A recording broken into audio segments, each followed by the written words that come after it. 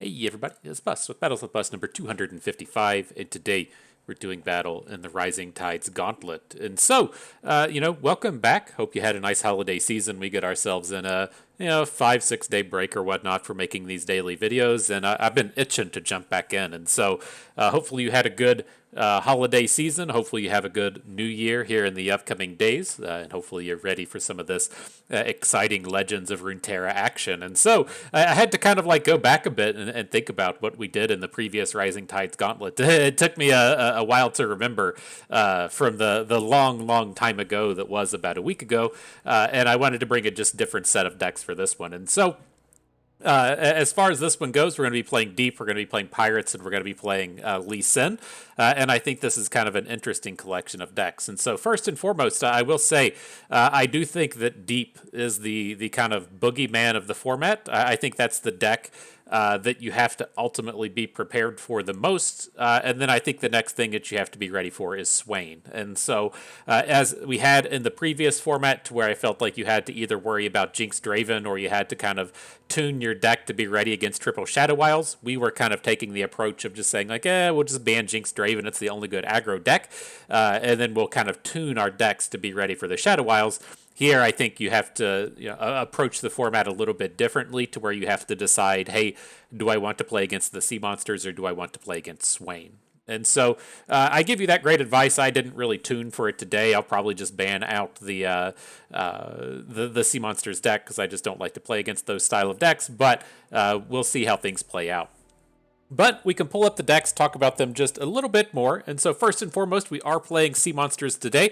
There's a few ways to go about the Sea Monsters. It was kind of nice in Expedition. You had two kind of decks that you could classically build around. You would be either doing the kind of standard Sea Monsters deck, to where you were heavily built towards Nautilus and trying to go for the deep cards, or you would play Twisted Fate with just as much card draw as you could find, and then you would try and generate your Sea Monsters with the Jaw Hunters. You didn't really care what sea monsters you hit, as long as you hit them and only had 15 or less cards in your deck. And so there's been, kind of two flavors. For the most part, I have seen some people follow that Twisted Fate based strategy here in the Gauntlet, but I would say probably 75+% of the time you're just going to be up against the Nautilus version of this deck. And so that's the one that we're bringing here today.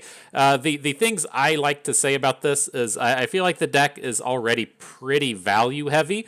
And so you're not seeing us play standard card draw cards like Glimpse from Beyond, right? You can play Salvages and Glimpse from Beyonds, just have a ton of card draw. I just don't think you need it. Again, I kind of live in that mindset to where you just have enough expensive shit, and it's not that tough to get on the board. And so I don't feel like you need to come around and play a big value game.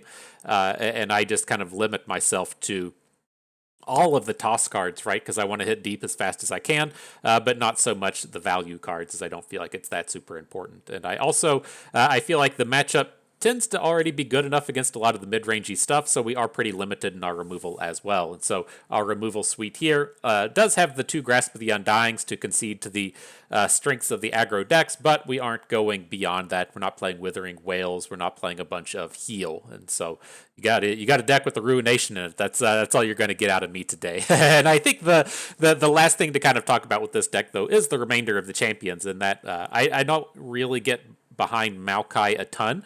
I do like the 3 champion flavor of this deck, because drawing multiples of Twisted Fate feels horrible, drawing multiples of Maokai feels horrible, and they're both kind of similar value based mid game plays. But I like the split here, as opposed to playing like a 3-3 with 3 Nautilus, 3 Maokai, or 3 Twisted Fate. Just have a little bit of mix em ups in there. So that's deck number 1 is Deep. Deck number 2, fairly similar to what we played in the previous video. In the previous one, we did use Misfortune with Scouts and then Swain with Katarina. But I wanted to kind of bring in the modern era of Pirates, if you will, ever since Swain got his upgrade. We aren't seeing tons of Twisted Fate in current constructed, and we actually aren't seeing tons of Twisted Fate in existing Rising Tides. But I think it's a fair concession that Swain is, the second kind of corner, the second pillar of the format, and this deck does its best to be a little bit more aggressive than the Swain Katarina deck we played in the previous video, but still take advantage of some of the AoE style of effects that are quite good in this one. And so the kind of deck build here, we are going to try and be a little bit more aggressive with this one. So you're seeing our Legion Rearguard, Shellshocker, Jagged Butcher package. I do like to make the concession that Make It Rain is quite popular in this format. You're going to be seeing Make It Rains and Vile Feasts out of just about every deck. And so I don't want to go super heavy on the 1 health units. That's why you see the 3 copies of Shellshocker, but then Pull Shark has a nice value play, but doesn't die to Make It Rain. And then in our mid-game package, you aren't seeing things like House Spider because it just tends to kind of come down and die. And so it is, compared to that previous deck with Swain, a little bit more aggressive, but it still has a lot of the same feel to it, to where the powder kegs generated from Petty Officer plus AoEs are quite strong, and then Swain is just the biggest late game thing that you want to be doing in Noxus here. Now, the last deck we're going to be playing, this is the kind of wild card. This is the wild and crazy one that Bust is bringing at you today, and this is the Lee Sin deck. And so if you're not familiar with the way Lee Sin interacts with Overwhelm, so say you have your flipped Lee Sin, you give him Overwhelm, he Dragon Kicks the opposing unit away. He should have, 7 attack at that point, the 4 from Natural and then 3 from Might. So he's going to do 7 damage to the face from the Dragon Kick, and then since the opposing unit is gone, he's going to just overwhelm that damage directly onto the opponent. And so if you can get Lee Sin up to 10 attack, which is a Elixir of Wrath plus Might, you should be able to kill your opponent in the singular hit, and then otherwise he should be coming in for about 14 or so. The remainder of the things going on with this style of deck are, this is our Katarina offering. I really like Katarina in these decks, given that a lot of the current multicast spell tools don't exist at this point, and so we might have to get a little bit creative with Lee Sin. I'm talking about cards like Sonic Wave here, as to where this is a card that generates another card.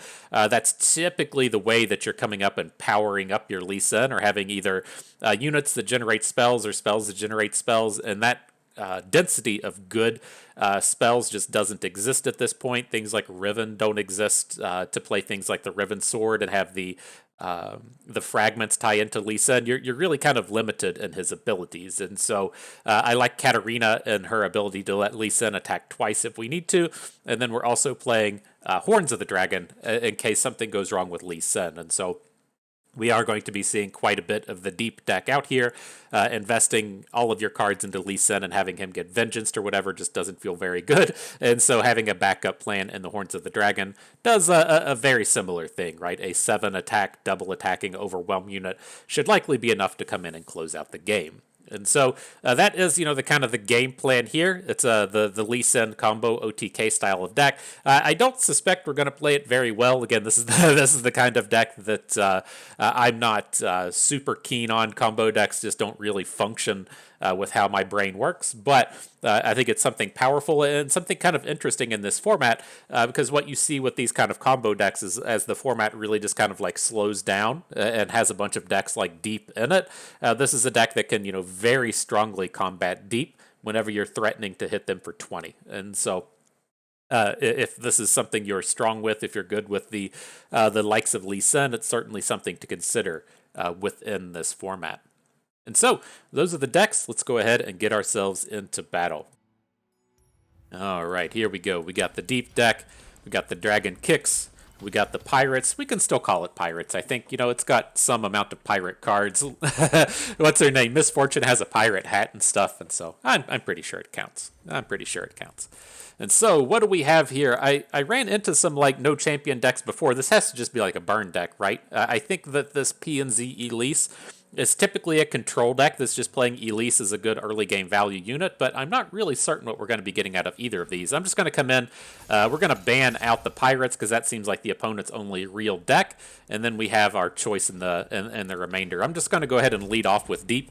I don't want to play this over and over again throughout the, the course of the video, and so if we can just go ahead and get one out here quickly, then that should be good. And then if opponent's playing Burn deck here, this should be a pretty decent choice, right? Things like Thorny Toad, Deadbloom Wanderer hold up quite well against the really heavy aggro strategies. So we'll see. We'll see what opponent's up to here. Rear guard, drop it. Be my friend for the day. All right, that's the kind of thing we were expecting with the Saboteur coming down. Should be a fairly reasonable matchup for us. All right, Toad's coming in. He's got the heal. We'll have a Deadbloom Wanderer next turn, ready to provide us with a little more heal. We're probably not going to be attacking next turn, but clogging up this board and shutting everything down feels like a win.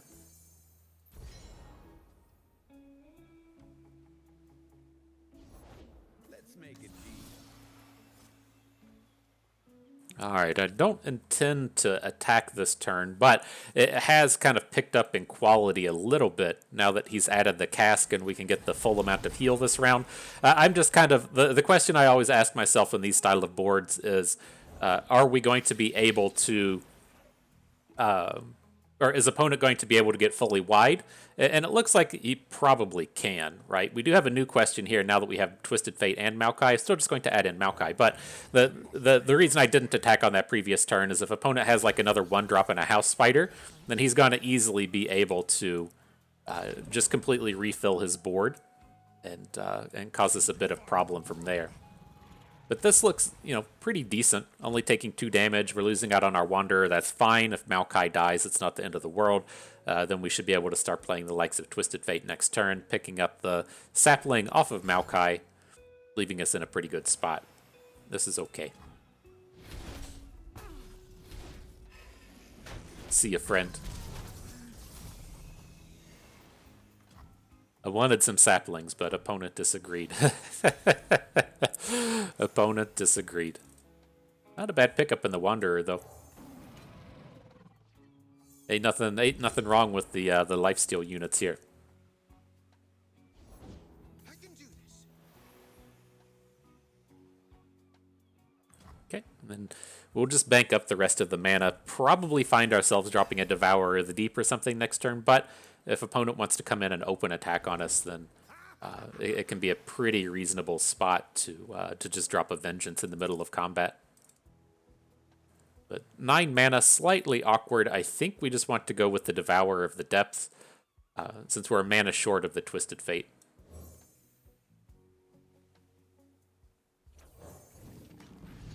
Gonna just take the guaranteed damage off of the board.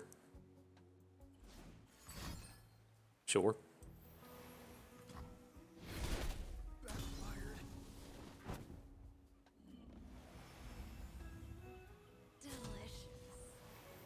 Okay, so we just gotta come in for the big damage prevent now. Not a big deal. We're looking reasonably strong. Being at 11 at this point is pretty good. Ooh, how far away from deep are we? Can we counterspell this? We have 8, right? So we can only get down to 16. 1 short, that's too bad.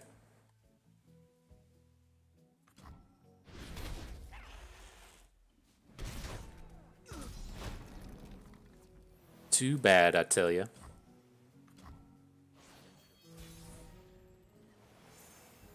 All right, don't suspect we're gonna ruinate. I mean, we can try it next turn, but I think we're just happy to continue building up board.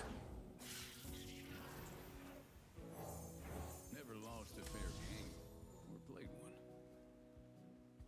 So we'll take 1 point of damage off the Crimson Disciple here, but we do get the other 2 smaller guys off of the board. Should be pretty tough for him at this point to get a full clear. We do have to worry about a second Decimate, but I think we're looking strong enough here.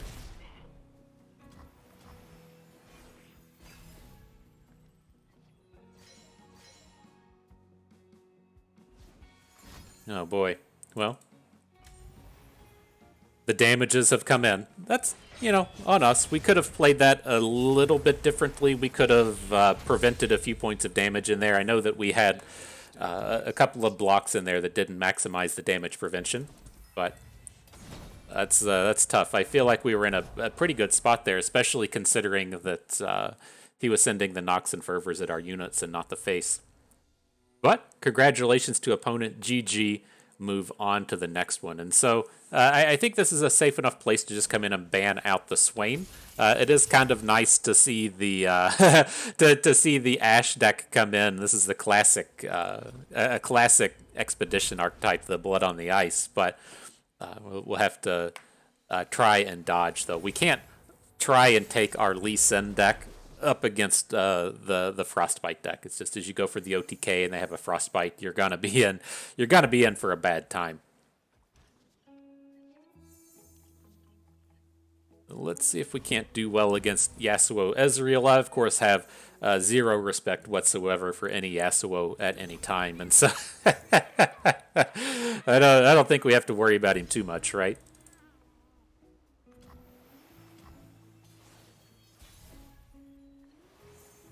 All right, jump on in. Build up some board here. Like seeing the Vengeance come in. Like, I'm not entirely certain what this guy's angle's going to be, what he's trying to pull off. I mean, he's clearly playing Ezreal of some sort, but it's tough to tell if it's going to be real, like, target heavy or if it's just going to be real Yasuo heavy. They, like, you do get some bonuses out of playing cards like Concussive Palm, and that it can level up both Ezreal and Yasuo, but it's kind of a... we would call that a half-ass problem, as to where it's basically trying to do a little bit too much. You want to whole-ass your problems, right? You want to do one thing really well. You don't want to do two things poorly. All right, the Deny coming in on the gold card. Interesting. We're still good to attack. There's a a non-zero chance we end up losing our Twisted Fate here, but not super worried about it. The long-time problem with Assembly Bot is he doesn't have Overwhelm, and so I guess this deck can give him Elusive if he's playing Ghost or something, but typically not too worried about the likes of Assembly Bot with what we're doing here. Got a cat trying to hang out. It says, I miss being on YouTube, y'all. Let me get in on that action. Here she is. Oof. He says, hey, everybody. You remember me? Do you remember me from our times on the old YouTubes? Welcome aboard, kitty. But all right, I think we're good to slam the squad. I mean, again, I don't worry about something like Assembly Bot. We're going to be able to just come in and block it, and we should be able to just start chunking in some real damage here, shaving a turn or two off of the game to hopefully come in and get the kills. Sure.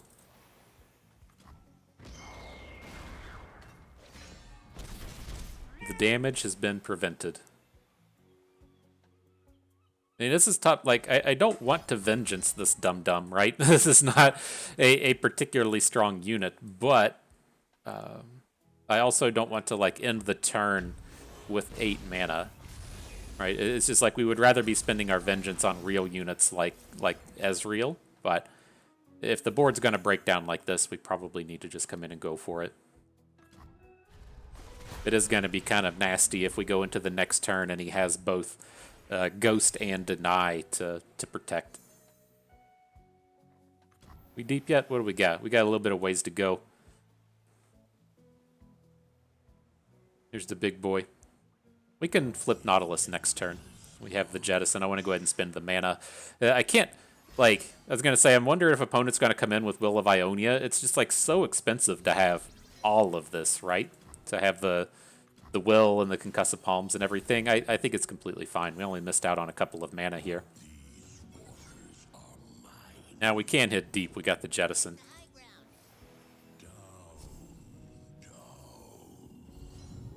Let's see if we lethal him. Get these dope animations in here.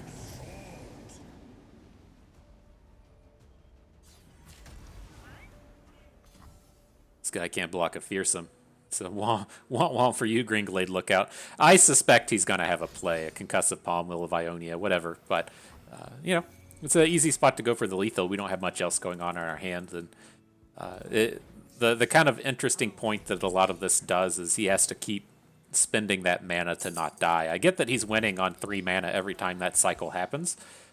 But It's tough for him to. He needs to be playing 2 cards in the same turn, and it's kind of tough for him to pull off if he has to keep sending Nautilus back to our hand.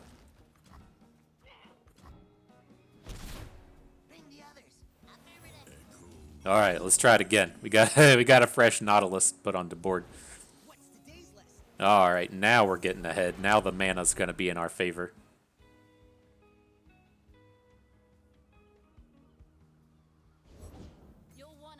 Whoa. Whoa, Mina.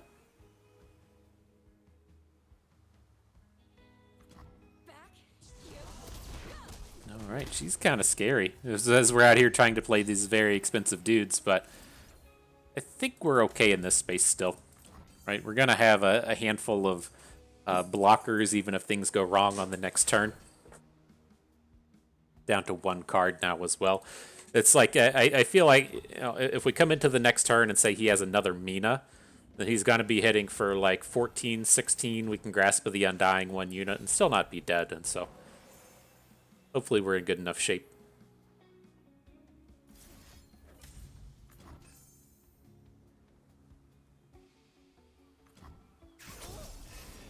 I'm just going to go ahead and drop the Vile Feast. It protects us from having that unit on the board. He shouldn't have any like burst speed ways to protect a sparring student, and so ultimately feels pretty safe. Oh my gosh, he's going to have another one? We've got another recall for our big boy Nautilus? Yeah, so we'll... Feels like this is going to be like a stun of some sort.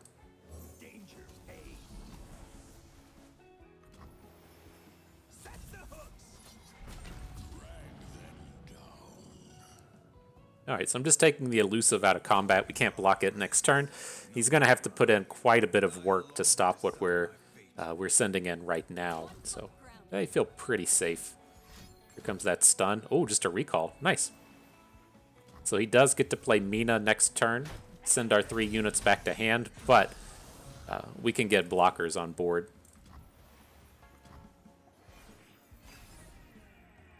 Right, he plays Mina, he sends 3 units back, and then we just play a fresh unit.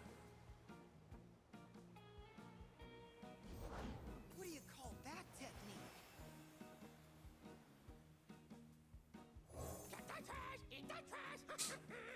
I'm just gotta play the 1-cost unit. She's clearly coming down, right? There's no reason to play the 4-cost Terror of the Tides when he's just gonna drop Mina on the board. Interesting.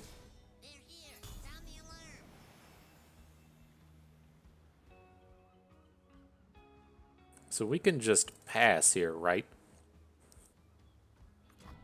So he's gonna have to play Mina, send our dudes back. If he doesn't play her, we just attack and win.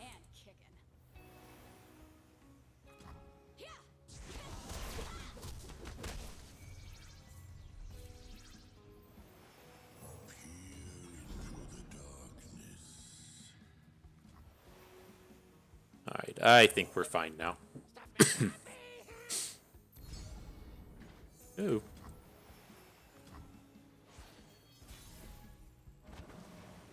All the terror of the tides. The most terror of the tides. Feels good. Let's get both of them down. You gotta go for some of the memeage, right? It's only fair. Nice 40-piece nugget coming in. Alright, not bad. Spirit's Refuge. That's not going to be enough, friend. That's not going to be enough. Drop in that GG. Where'd my emote go? There it is. Alright, well played.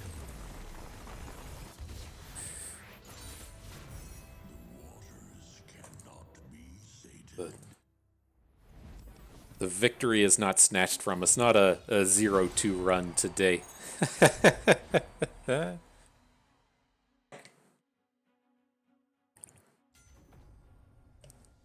All right, so what do we got here? Looks like Ephemerals, Swain, and then Anivia. And I think, you know, I'm still kind of going to keep taking this route to where we do just ban out the Swain. The Anivia is like little scary. Like, it's not a deck you really want to be taking deep up against, as they tend to play things like the Ruination, and one Ruination is really tough for you to actually deal with. But I think Swain is just all around going to be a little bit too powerful. So let's ban out his Swain, and then we'll come in with our Pirates. The Pirates, like a little scary against Anivia. Depending on how all in they went on the drains and everything, it's not going to be super ideal, but the amount of reach that you get out of the Swain and the Leviathan can still crush through those decks. All right, let's get the aggro bros on the board. Where you at, rear guard? Do your thing. Feels so good to be playing rear guards, man. We don't always get the opportunity to play such fine units, and it really makes my day when we get to drop them on board. And man, it's been nice seeing these waves crash on here. I forgot how great it was that we got the pool party thing, given that it's been super cold out here. It's been not that fun. It was something like the feels like temperature was hovering around like -20, and it just like it gets you in the sense that like the humidity gets all fucked up. My sinuses have been messed up for the past few days. That's another reason I didn't like immediately jump right back into the making videos after Christmas, is that just like all bloody and shit, and it doesn't feel good. So it's been kind of an annoyance, but we're making it. We're surviving, you know. It's not like it's up in Buffalo where they got like 8 feet of snow.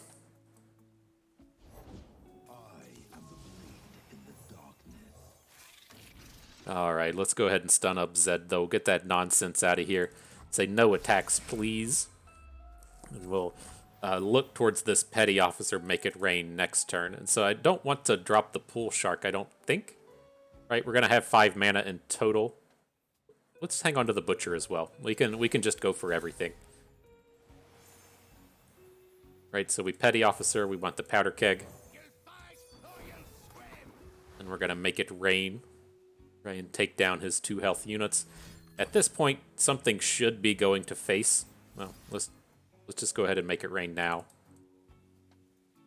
I want to make sure we get rid of this Zed if we can. That's like awkward. I don't think you hit Zed enough of the time for it to really count.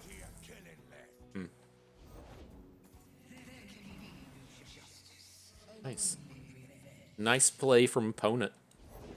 Everything's better with company. And a duo. Okay.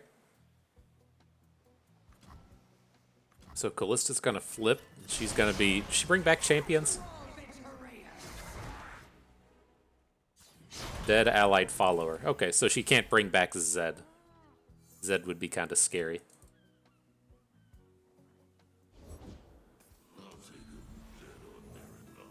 Alright, Swain, we need some help.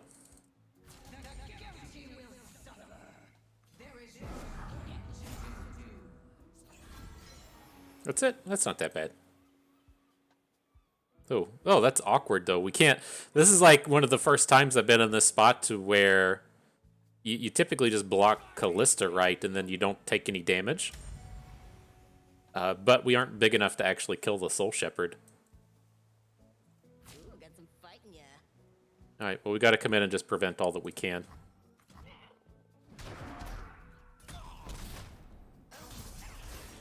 Drop in old Pool Shark, see if we can't get a nice Swain flip next turn. That was a strong Haunted Relic.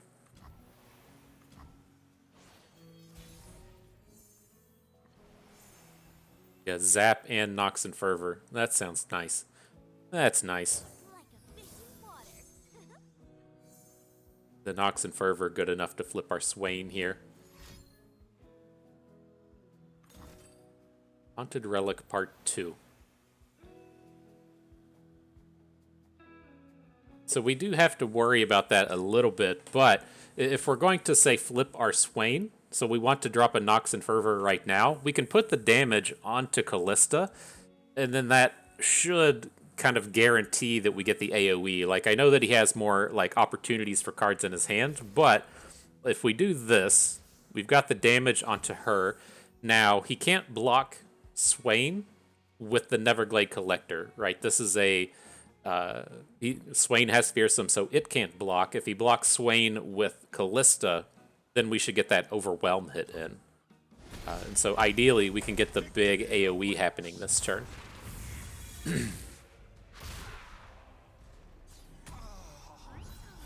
Right, so he's going to get all the little dudes. It's unfortunate. We might have to take a 5 hit off of the Neverglade Collector, but I think this is what we have to be doing.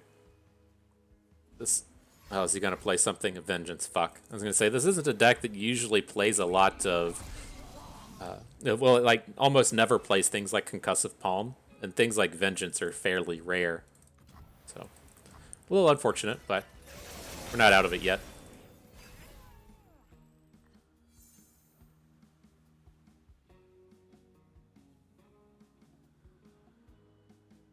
We just got to grind on a little bit.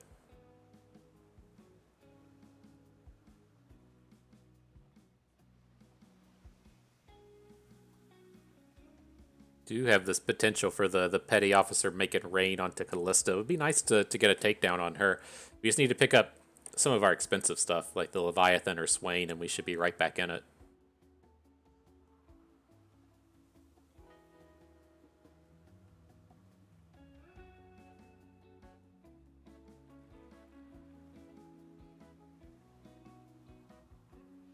What you got for us, friend?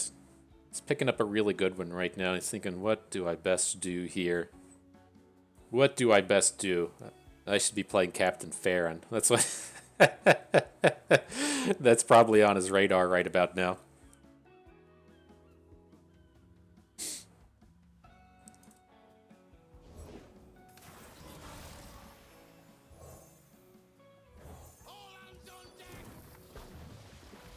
You know, I'm not certain how Callista works with the Make It Rain. I guess a lot of it comes down to just what you actually hit, right? Like, but the initial set of damage, if it lands on Callista, is going to bounce off to this other unit, right? You can't do this. You picked the losing side. What's that you got there? So let's do this. Let's put our best units in front of Callista, since ideally she's going to be the one to go. Let's see how this lands. Looks like his whole board is dead except the Collector. And then he has a Withering Wail. Does that even do anything? Oh my gosh, that protects his Callista? How does that even... Oh, he hits our Powder Keg. Gotcha. Okay. I was like, that shouldn't mess with combat. Why is... Okay. Gotcha. Alright, we're probably dead at this point. We have to pick up a Leviathan or a Swain. We won't make it through the opponent's next turn. Well, maybe with Ravenous Flock. He's never going to block with Callista. Maybe we take down the Collector here.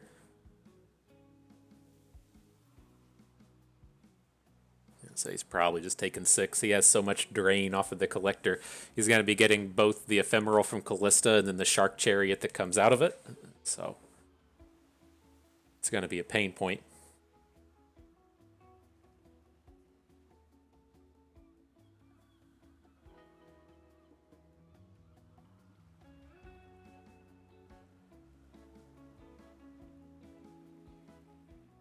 Gotta think hard on it though. It says, what do I do about Legion Rearguard? I have never faced such a threat. I'm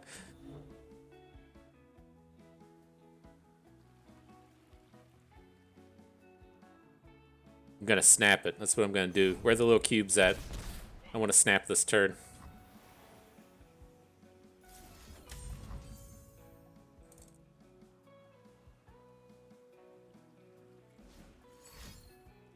Sure.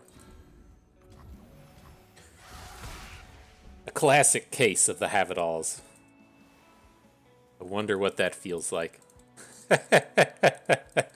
We never have it, right? Never have it. Alright, if we're going to take this long. Good job. Alright, next battle. I wonder if people, I mean, don't you just get bored? you just sit here, you say, I gotta sit here for so long. It's like, I don't know, maybe he's watching Netflix or something. But all right, up against this one, I'm not quite certain what the Twisted Fate with PNZ is, but this is a reasonable place to take the Anivia out. And now that we're up against these, let's make sure we get in a game with our Lee Sin. It might be the final part of the video, I don't know, man, but we've at least got to feature all of the decks up to this point, and hopefully Lee Sin can hard carry the squad here. It says if you can dodge a wrench, you can dodge a ball, and so it's highly relevant. You always put on the bandana before the dodgeball tournament starts.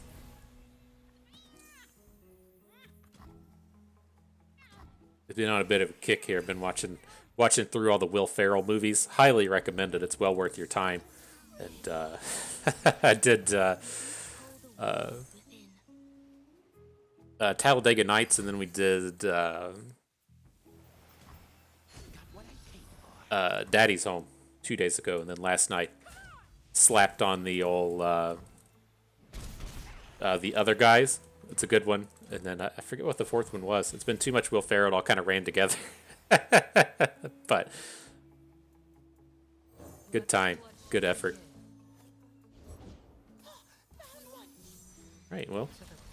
See if opponent's got a Mystic Shot here. If this Katarina gets to pop off, I'll be quite excited about it.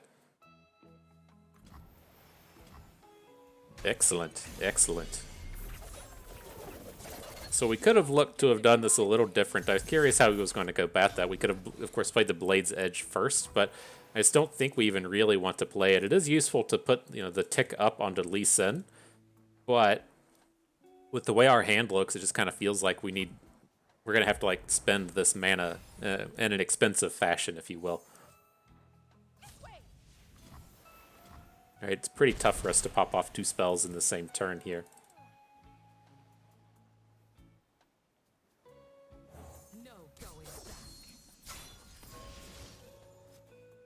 But we can't just play a bunch of Katarinas, right?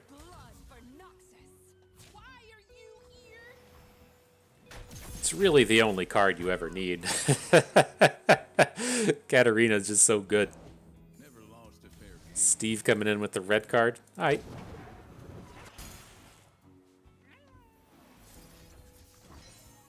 So is this like I can't tell if this is like a Mind Meld deck. That typically involves playing Fizz, right? So I'm not entirely certain. I mean, I guess it is just a big Twisted Fate build around of some sort, but I'm not quite certain what's happening with this deck.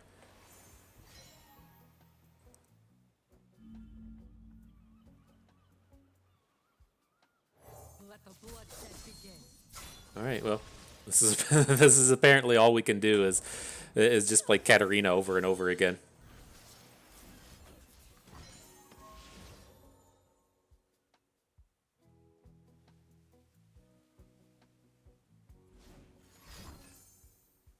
Now, are we super worried about him? I mean, we're probably not going to find a better target for Nox and Guillotines. This doesn't really strike me as a deck that's going to be playing a lot of big units. So, I mean, I think we can just go ahead and take the kill onto Twisted Fate. Those 2 spells go away. We still get our flow for the Eye of the Dragon for next turn. Katarina can bring it. And then that will make it a little bit cheaper on this Deep Meditation next turn. I think we'll probably end up playing it and then banking, but see what happens.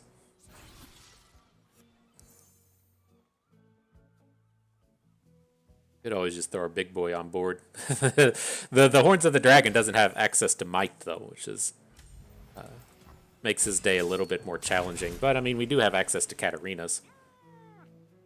ENZ Bilgewater. They should have a tough time dealing with him.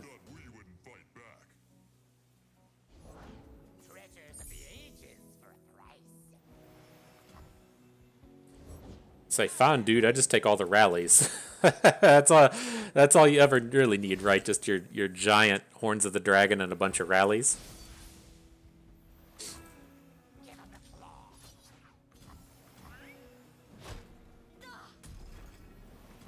RIP Eye of the Dragon.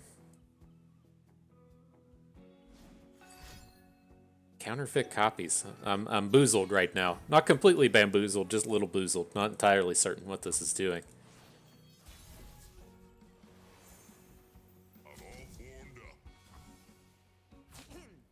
first.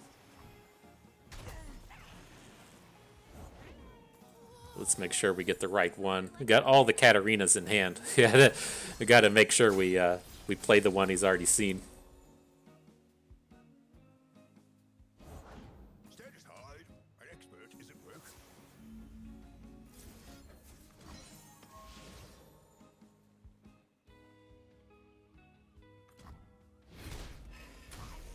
All right, this will start to wear him down. I mean, he's got to like quit blocking Katarina at this point, right, to make sure he has blocks for the horns of the dragon. Nope. Incorrect, Busks. That is not the point, not the play.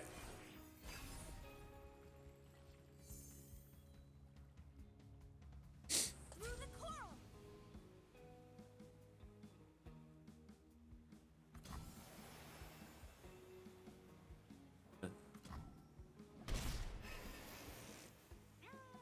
Let the bloodshed begin. Just keep at it, right?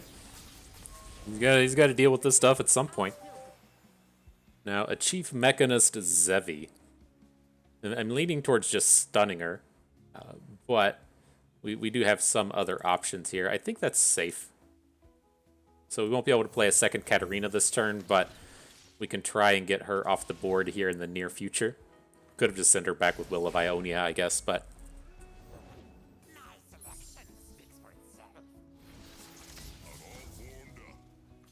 seems like we're just really close to the kill. I'm not worried about the value there too much.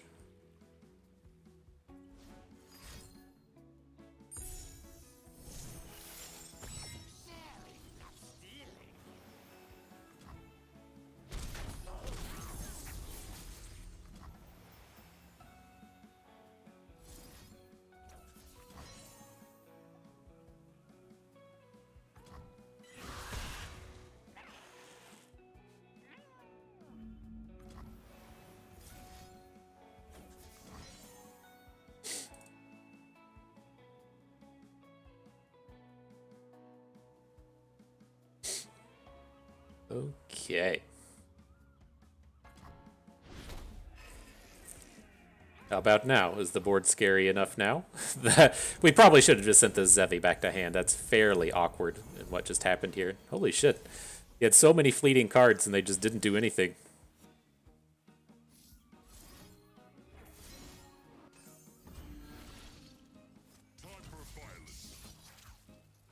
Alright, well let's get started this way. We still have a couple of rallies lined up here with our Katarinas. Hopefully at some point, hopefully at some point this will be enough to end the game. Never play fair. Stand aside. An expert is at work. Ah, we lost out on our might? We could still technically try and pick up another one with our deep meditation.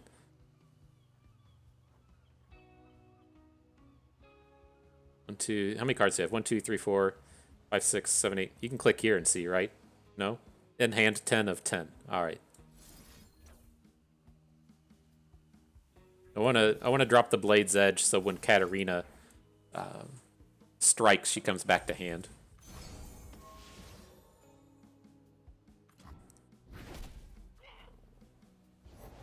Happy to do whatever's needed. I'm all formed up. Alright, I mean he's doing stuff. I don't know if it's enough to secure victory or not, but I mean he's doing stuff. Discards Deny and Ravenous Flock. He left a 1 health unit on the board, so if we slot bot, I love it. It says like if we play Katarina, we can still take down the Eager Apprentice here.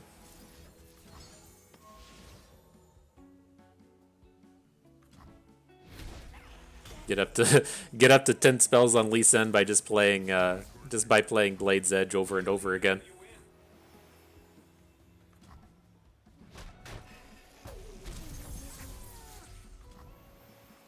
Alright, we should be pretty good to go. I don't know. I don't know what combo element this deck can bring on us at this point, but maybe there's something. But I think we're good to go here.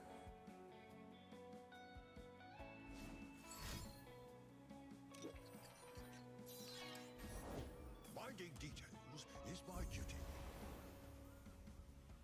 So drop in Katarina. I'm going to drop a Concussive Palm this turn. Gets us kind of a 2-for-1 special on shutting down his plays, taking the unit off, and then getting in a little bit of extra damage.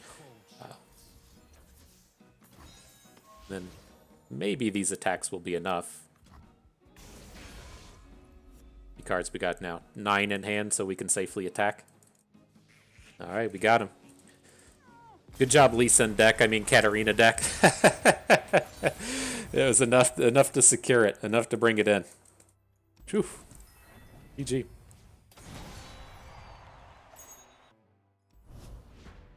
All right. Tournament has been salvaged. All right, so what do we got here? This is more along the lines of what I would expect. This has to just be a really super common lineup, right? Swain, Twisted Fate, Deep, and then Gangplank, Sejuani. And so I'm just going to keep banning out the Deep deck. I think I'm completely okay with that. It's something that's like, you know, a little frightening to be taking like our Lee Sin deck up against the Gangplank, but I don't think it's actually that bad. Let's play it again and just see what happens, you know? That's excuse me, that's a pretty legit strategy. So yeah, let's just see what happens. Get the second game in with our deck of choice here. Right. So we got a House Spider for that sweet interactivity. And if, you know, the combo time rolls around, we should be in decent shape. The Swain Twisted Fate deck, you know, it's going to have Arachnoid Sentries as kind of a slow speed stun, but it shouldn't have a bunch of ways to shut us down at fast speed. And so if we get to, say, open attack with the Horns and a Might or something, we should be in a good spot to try and just get a shutdown.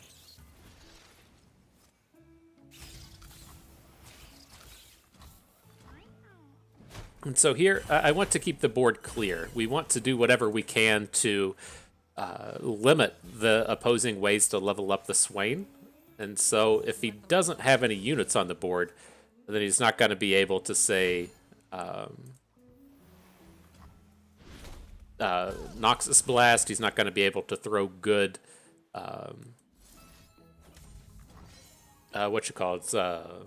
Make It Rains and stuff. He doesn't have the sources of damage without our units on the board, and so Culling Strike kind of is what it is. It's not something I would expect to see out of this deck, but it's here, you know? What more can you say than that? It's like, it's here, I guess. He did it.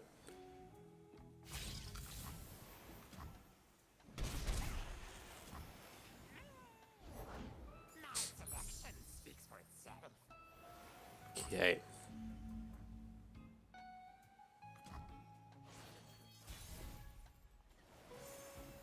Alright, there's the big combo. And so if we can roll around to the next turn, we do have everything, right? We can make the Horns we can give a +6 attack up to 10. The downside here is we need to punch in just a little bit more damage, and so we may have to throw a Sonic Wave in on it as well, but, you know, we're close. We're close. So with that in mind, if our angle here is just going to be making the Horns of the Dragon play, I think I want to go ahead and drop our Arachnoid Sentry, just to make sure we get the unit on the board. Now, I guess the new question is we didn't think this turn through a whole lot, but if we want to also play one more spell this turn, we can Sonic Wave and get a Eye of the Dragon Spiderling for next turn, which I don't think I want to drop our Sonic Wave. We're not, like, if we're up against, like, a more aggressive variant of Pirates, then I think I'd be a little bit more scared, but with Swain Twisted Fate, we shouldn't have to worry about it as much. Like, our life total is not going to plummet from 15 to 0 out of nowhere here.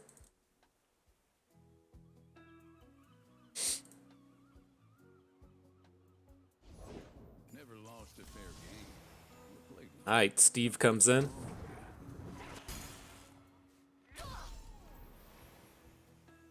Gonna bring the horns. It should be safe. Yeah. should be, right? Nothing could go wrong. Ravenous Flock is the card that we're ultimately worried about here, and I don't think it's going to be on the menu. All right, who's ready for this?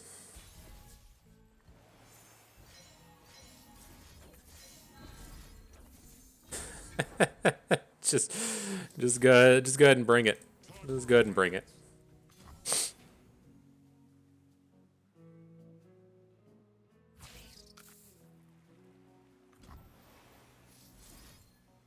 I guess we could have played this a little cleaner.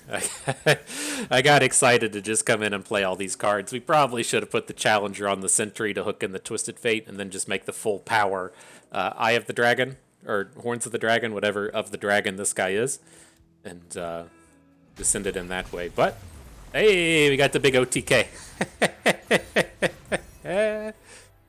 Feels good, man. Feels good. I don't know how you all like to get your OTKs, but mine all involve the card Might, so GG. All right, back to these shenanigans, though. I don't want to just sit here and play the play the Lee Sin deck all day, and so I'm going to ban out Deep, and then if he leaves Lee Sin up, then we'll be like.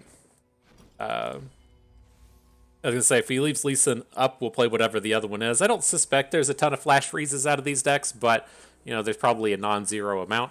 And now we'll just come in with the sea monsters at this point. Again, the thing to really kind of like watch out for here is the things like Vengeance aren't that big of a deal. The big problematic card is going to be the Ruination. So we'll see how that turns up. It's almost tempting to just go ahead and keep the Nautilus because he's so good here, but we'll send it away. We'll play a normal game. Oof. Gonna hit Deep fast. Got 14 toss in hand.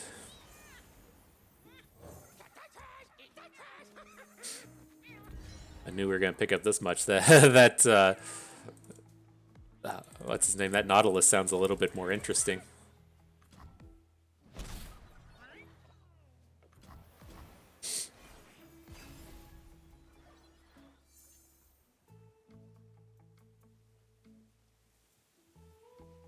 Dropping Vile Feasts on us, bro.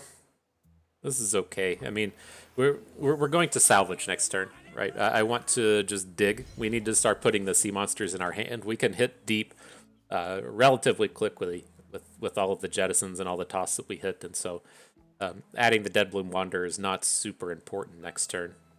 Maybe we'll look to add it. Well, I like open attacking. It gets us out of the Vile Feast, right? Surprised if he had Vile Feast, he would just play it right now. Alright. Fine, dude. I think the thing to kind of note here in this matchup that we're playing is... Ooh, did not expect a flash freeze. Is that we're not playing Atrocity, right? You do see Atrocity sometimes coming out of these style of decks, and gives you that way to where if the board completely fills out, you can just throw Nautilus to the face or something, but it's not what we're doing here today. But the flash freeze down. Still got to worry about things like Avalanche. That's why I didn't open attack on the previous turns. I didn't want to just throw the Wanderer down and have our board get avalanched. But we're looking decent at this point. If he plays it now and then we get to follow up with the Beast below, that's kind of a win in my books. Get 23 cards left in deck, so we can definitely just drop a Beast from below here and then hit next turn.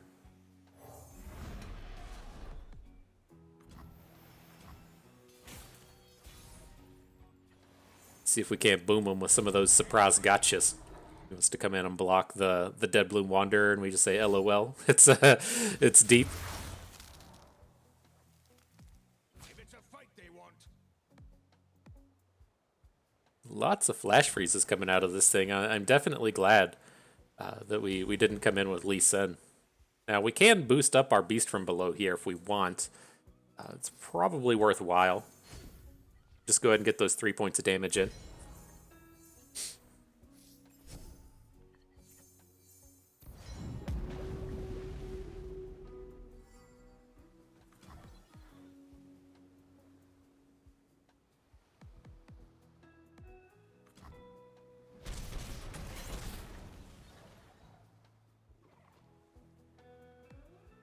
right, then if his angle next turn is just to play a Nivea, I mean, we could definitely be in a worse spot. We unfortunately don't have like a good sea monster to drop on the board this turn, but if he taps out for a Nivea, that feels pretty good. Devourer of the Depths is interesting.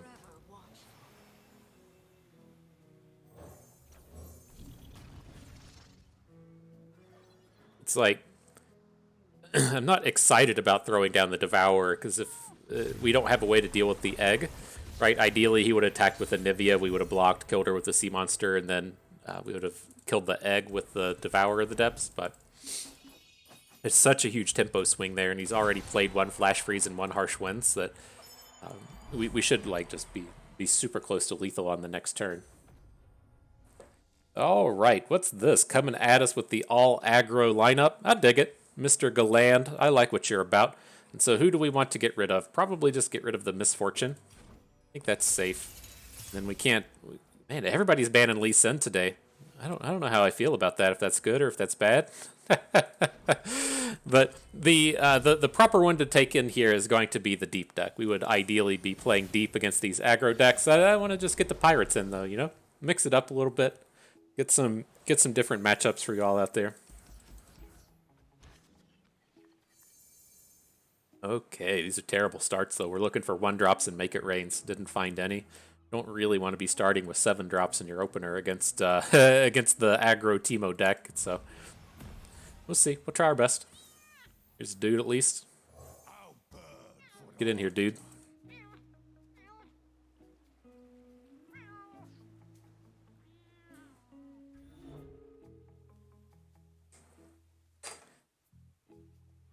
Get chapsticked up and ready. That's the pumpkin pie flavored chapstick, and so if you know anyone at the chapstick company and they want to hit me up with a sweet sponsorship, I'll just take a case of that.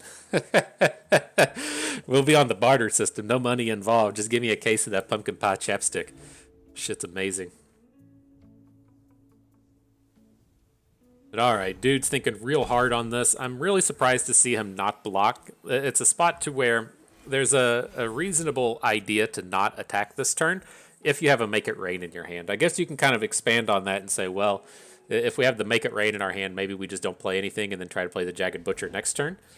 But there's probably good upcoming targets for Make It Rain, and it feels like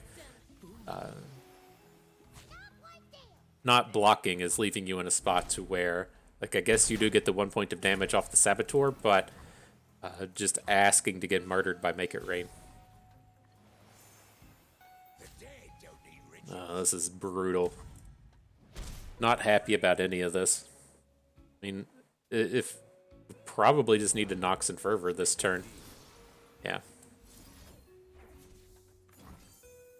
And then we don't overbank. We get that guy off the board. If he wants to open, we only take 3.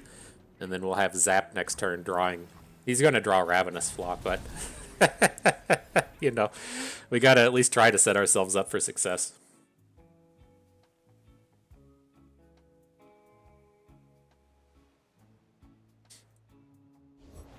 I can do this. Gotta go with the flow. And to Make It Rain. All right. Hands off the merch.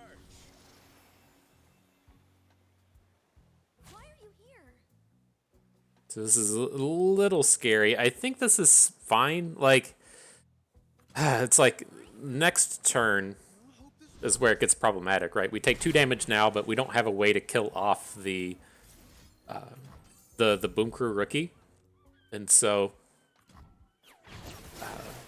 if he gets to attack with the rookie next turn, he's just going to be guaranteed to get those extra points of damage in. So I think this is okay. We still get to add in Misfortune here if he doesn't block with his 1 health unit, which would make sense, right? He's probably not going to block with it and just have it die to the love tap. We can still take it down with the Ravenous Flock. Triple Leviathan here is not ideal, though. Not ideal. I don't know if anybody else was doing those mathematics, but they're pretty spot on. Pretty spot on. 7 drops, not what we're looking for in this space. But if we're wanting to be positive, that means next turn we can play literally every single card in our deck if we draw it. So, you know, we gotta we got a chance that way, right?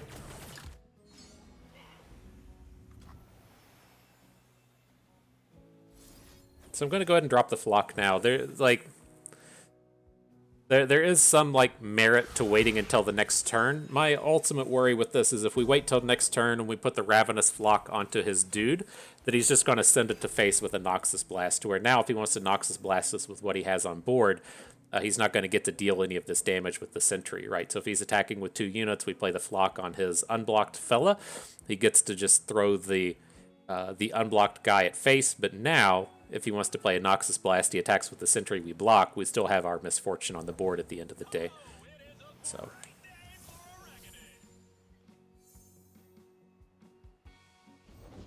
it's like, yeah, we're gonna get smashed, aren't we?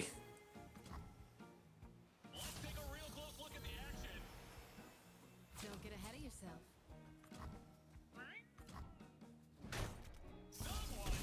All right, well, kind of is what it is when you when you draw all your 7s against the aggro deck. We still got a shot. We still got a chance, I guess, but this is not looking good.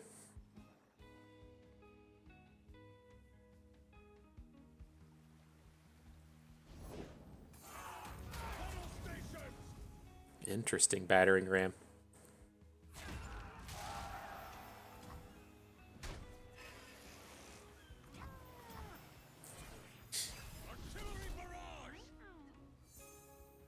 All right, well, we gotta get Swain down.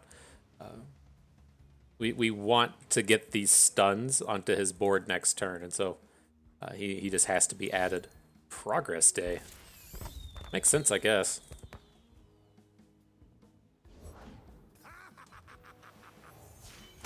I just wish we had the ability to block all of his dudes. I mean, I guess as it stands, we can say just Nox and Fervor off of one unit to take down something else, but let's see. Block here. Definitely don't want to take overwhelm damage from the dude. Then, I mean, I know what I'm doing.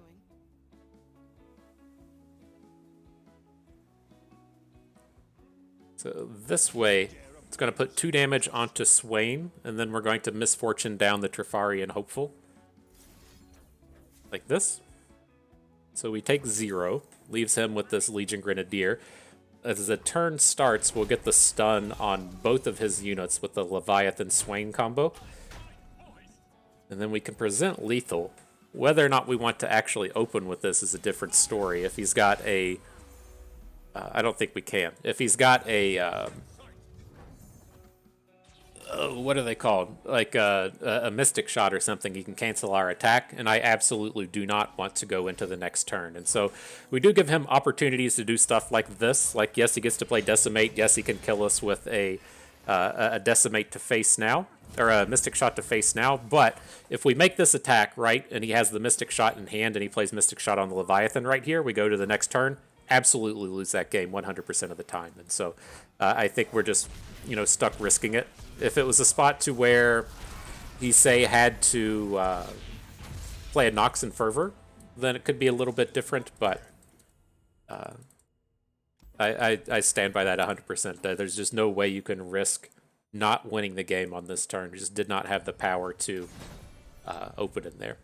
And so we didn't have Nox's Blast in hand, right? We had 2 Ravenous Flocks, and so we couldn't even say, like, attack, he Mystic Shots our Leviathan, then we Ravenous Flock it to face. That would have been 10, but we were still a little bit short without it. All right, not bad though. All things considered, having to go through those turns with triple Leviathan where we couldn't play any cards against just literally anything would have been perfect there. Just any 1-drop to throw in front of a 6 attack unit would have been enough to turn the corner for us. But it's the way it goes sometimes, RNGesus rains blessings and curses on you from time to time. Just accept it, Just accept it. All right, so what do we got here? I think this is a reasonable enough place to just come in and ban out the Swain. These other decks, I don't know what the deal with this like 4 champion number is. We see it not irregularly, like it does pop up and turn up. I don't get why, but it's turned up too much for it to not be something that like somebody has streamed or somebody, you know, made a YouTube video out of or something. It's not like it's just turning up.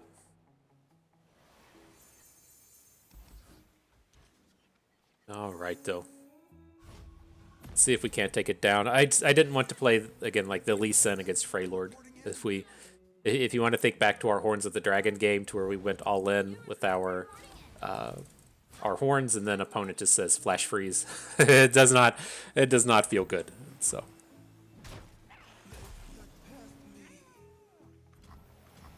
All right, interesting though. I was not expecting Cytheria to come out of this deck. We see through all.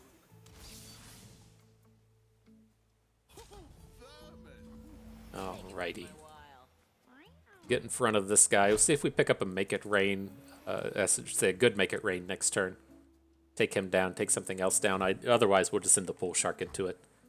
Doesn't feel like it's worth an open, though, right? If we're going to be playing a, like, plunder cards, if we're playing Black Market Merchants or whatever, then there's a reason to want to open with the Make It Rain to guarantee you hit the damage to face, but let's see if he plays some more dudes. He did play some more dudes. Just not, not ones that are good for our situation. Only 2 ticks up onto Swain. Kind of sucks. The tough units booming us good. Oh man, that's a fleeting Swain? F.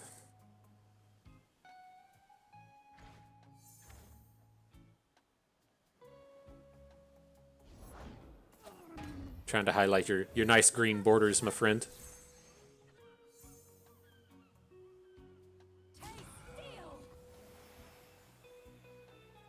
Not my first gunfight. Something the matter.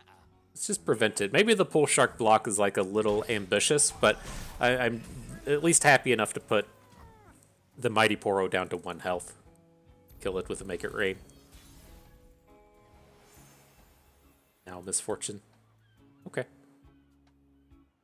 Won't get past me. Yeah, this guy's so annoying.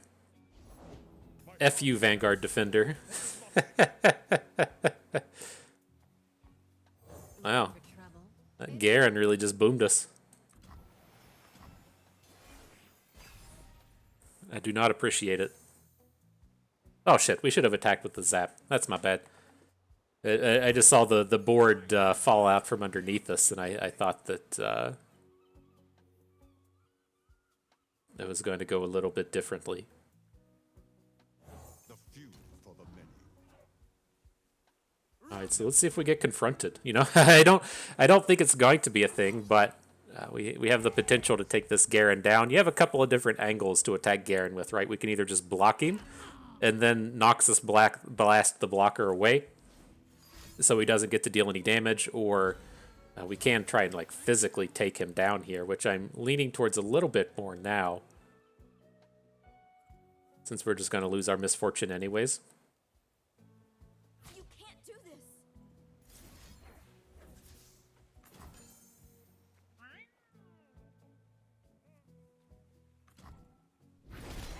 I'll be damned. Okay, that does get us close to leveling up Swain. This Vanguard Defender has really done a number to us, given that Make It Rain is 1 short now. If we got to have the Make It Rain attack next turn, we'd be in such a good spot, but we're gonna be hurting. We can still potentially get a big AoE in, but gotta draw good. That's the answer. That's the answer right there. Make sure we play the right one. Did it.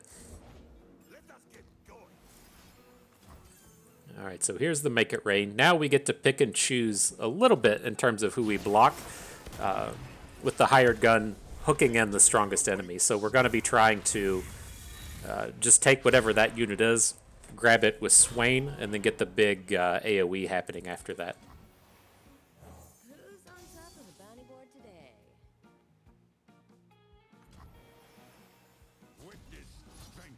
And then typically you wouldn't attack with any more of your units here, but he's got this Braum on board, and so I mean, maybe we shouldn't. But it's like we get to kill the Braum if he blocks any of these units. He's probably just going to throw his smaller ones in front.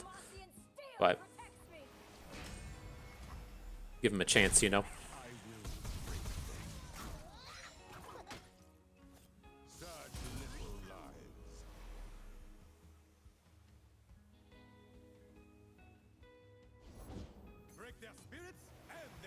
Alright, Swain, are you going to survive it from here? He's got to worry about a bit. Well, he's probably not going to survive it, right? The Larnt protege is a little too much. Going to afford Demacia, Larnt protege, hook in the Swain. Oh. Definitely happier just to see Tryndamere. He's not going to lethal us this turn.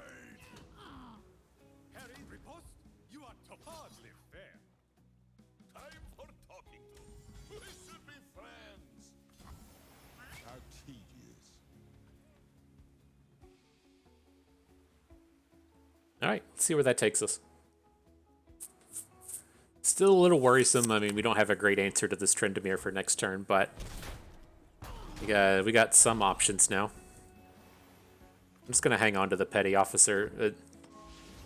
It's probably not going to make a difference, but let us have a better option.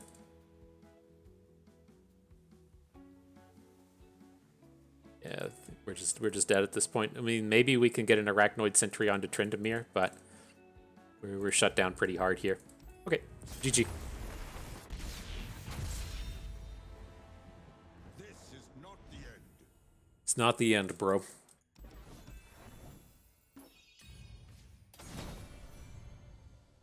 Oh, the gauntlet's complete. I thought we had another one in us. And so we got O2'd right there at the end with the Misfortune decks. A little bit unfortunate, but it is what it is, as they say. And so, to talk about the decks, a little bit more, there is, of course, Deep. Again, this is a really big and common one of the format.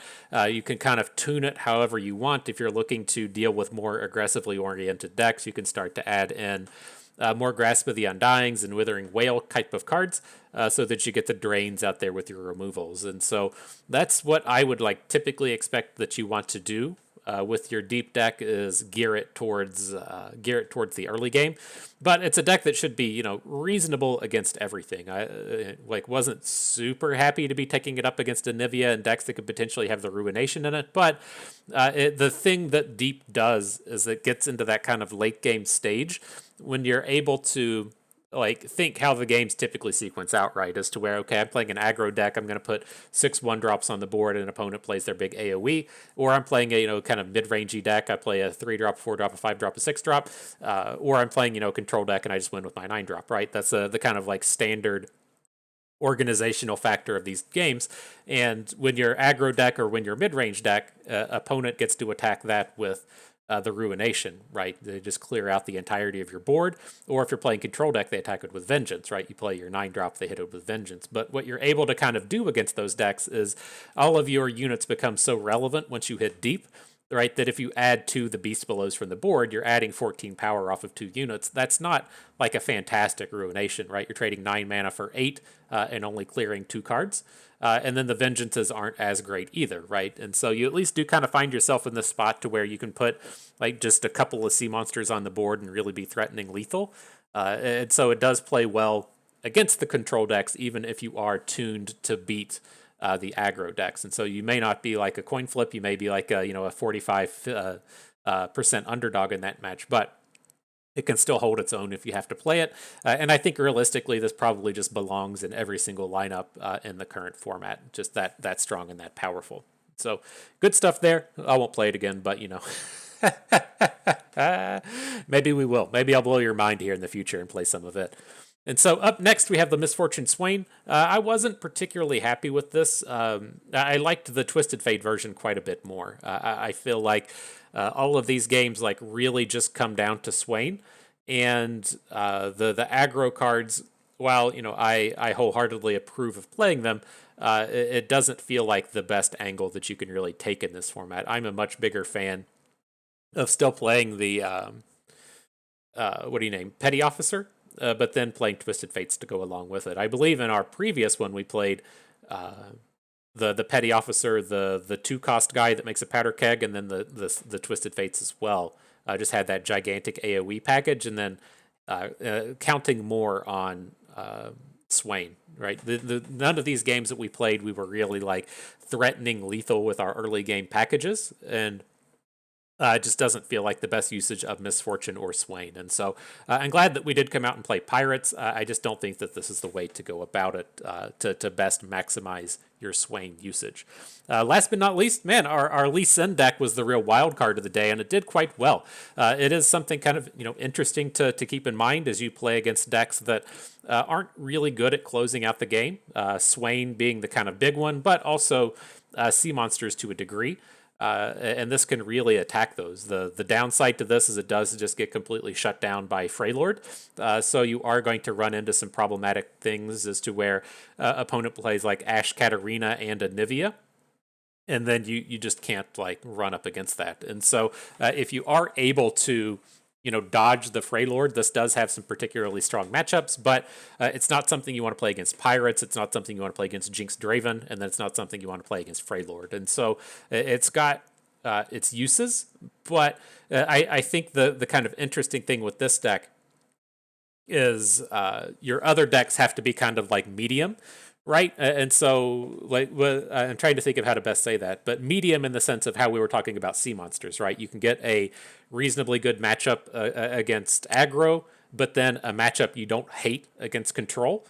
You have to have like a couple of decks like that are kind of middle of the road, and then you can play Katarina Lee Sin as like a super polarized style of deck, and that's kind of one of the interesting things with 3-deck pick and ban is if you are able to like sneak in one of those matchups as to where your opponent has say your opponent brings deep, they bring Swain, which we're expecting everybody to do, and then Ash Katarina, and then you ban out their only Freylord deck, and then you get to play this against whatever remains. Then that's kind of interesting and strong as to where you're like, well, I'm just going to play a bunch of kind of coin flippy matchups, but if the right matchups hit, then I should have like an 80-20 against them and be pretty strong. And so that's where this one feels like it works. I'd have to think a little bit more on how I would like that lineup to look. But again, that's kind of an interesting concept that you can think of when you're playing 3-deck pick and ban best of 1 as opposed to best of 3, right? If we had to play this deck against a full lineup and guaranteed to have to play it, then it's kind of odd and potentially bad. But in these spaces to where you don't have to play it and you only have to play it when you really want to, it's kind of interesting in that sense. But nonetheless, good stuff. I had fun with that. I hope you did too, because that is going to do it for us today. And so I hope everyone enjoyed the video. Hope you maybe learned a thing or two along the way and had a good time watching. So this is Bust, and we thank you for being here.